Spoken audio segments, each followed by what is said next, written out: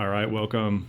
Quick video about veggies and starting some vegetable starts indoors.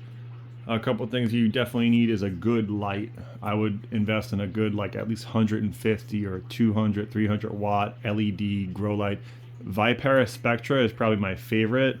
This is the 250.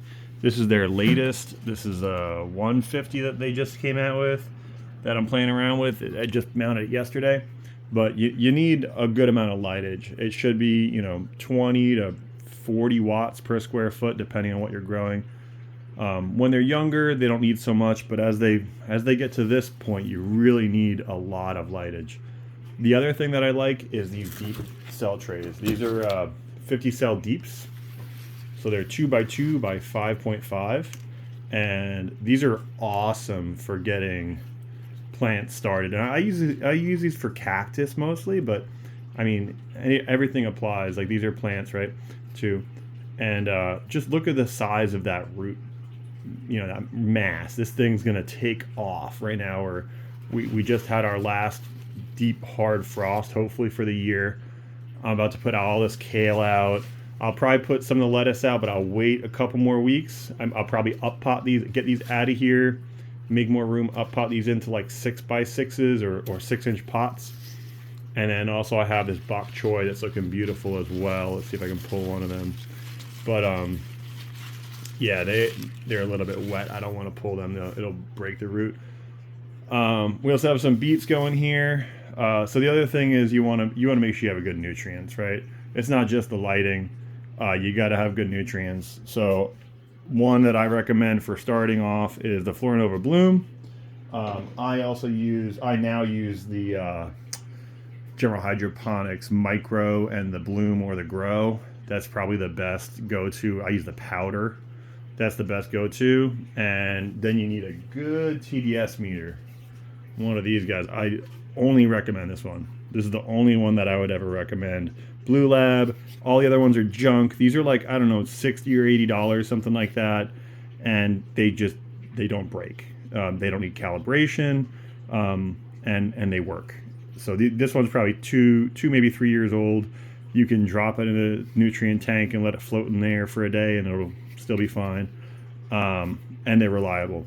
For a pH, I use drops. I don't have any out here, but I use the General Hydroponics drops, and it's just, you put it in. Usually I'll use a ladle for adding fertilizer, and then I'll just clean the ladle out, rinse it, add a little bit of that mixed fertilizer, put a couple drops in, see what chemical color it is, see what pH it is, and then go off of there and do your pH and pH up, pH down. Usually you're a little acidic, so you do a pH down. I forget what I use, right? It's like potassium hypochlorite or something like that. I forget what it is I use for pH down, but that's mostly what I use. Or I'm sorry, pH up. But these beets are a little bit behind. I don't know why the golden beets aren't doing so well as these beets.